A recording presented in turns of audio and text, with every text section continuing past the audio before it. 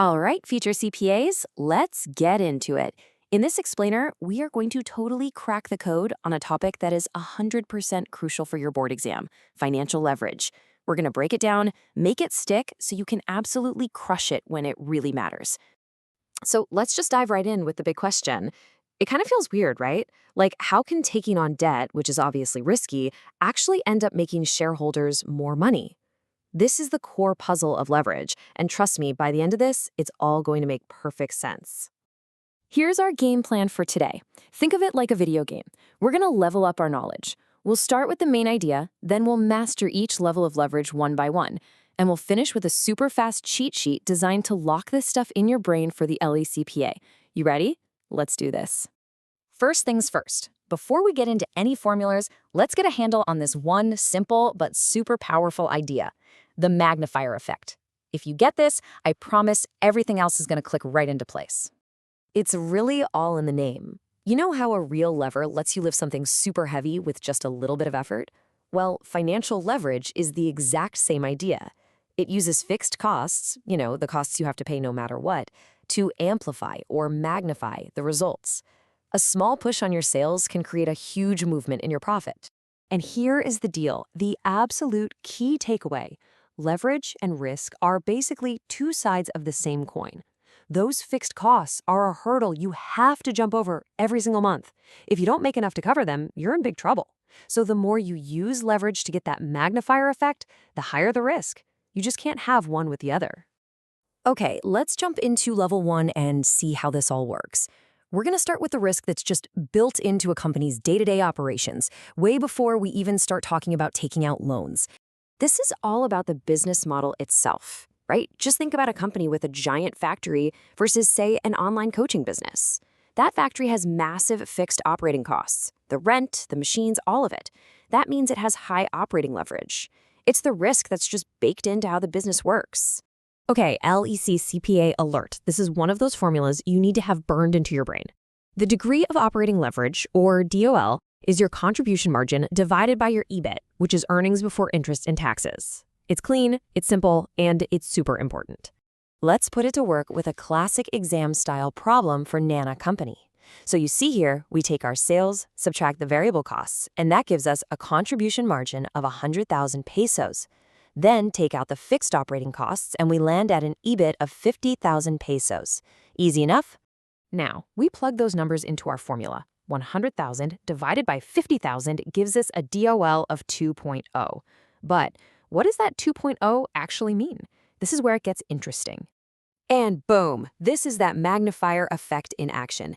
A DOL of 2 literally means that for every 1% your sales go up or down, your operating profit, your EBIT, is going to change by 2%. So a 10% jump in sales doesn't just give you 10% more profit, it doubles the impact, giving you a 20% jump in EBIT. See how sensitive your profit becomes? Awesome. Level 1 is cleared. You've totally got operating risk down. Now let's level up to the main event for today: financial risk. This is all about the big money decisions. So if operating leverage was about fixed operating costs, financial leverage is all about fixed financing costs. This is something management does on purpose. They decide to take on debt. Why would they do that? Well, they're betting they can use that borrowed money to make even more money, juicing up the returns for the shareholders. And here is our next must-know formula. The degree of financial leverage, DFL, is EBIT divided by EBIT minus your fixed financing charges. Now pay close attention to that bottom number. The fixed financing charges include your interest, and this is a huge exam tip, your pre-tax preferred dividends. Don't forget that part. Let's keep rolling with our Nana Company example. We start with that same EBIT of $50,000. Interest is $6,000. Now for preferred dividends, we have to gross them up because they're paid with after-tax money. So we take the $2,400 and divide it by 1 minus the tax rate, which gives us $4,000. That makes our total fixed financing charges $10,000, and the bottom of our formula is $40,000.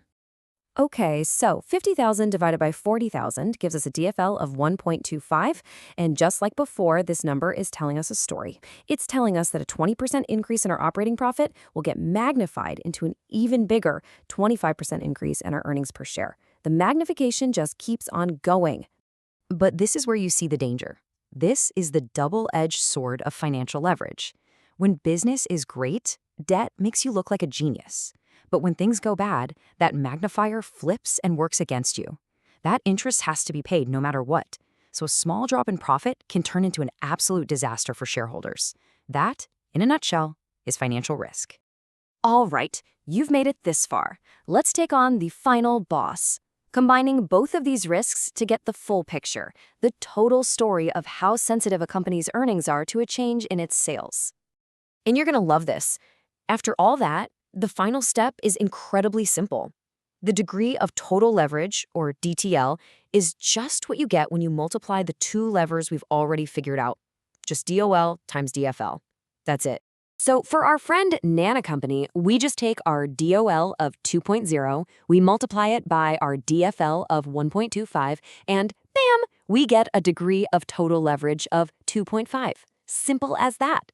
This one number is the ultimate metric. It tells you the entire story, the whole risk profile of the company, in a single shot. It shows you the full magnification effect, from a change way up at the top in sales all the way down to the bottom line for shareholders. Earnings per share. Okay, mission complete. Now for the cheat sheet.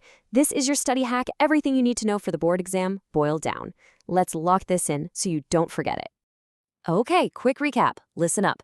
DOL is about operations. It measures business risk. It's the link between sales and EBIT.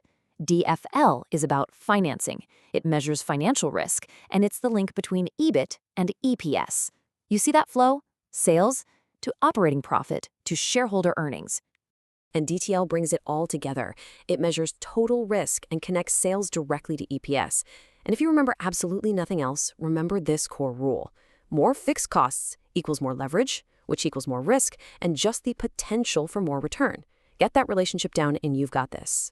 So look, the most important thing here isn't just knowing the formulas. That's what gets you through the exam. But understanding what these numbers mean and advising a company on how to find that perfect, tricky balance between risk and reward, that's what's going to make you a truly great CPA. So keep thinking about that.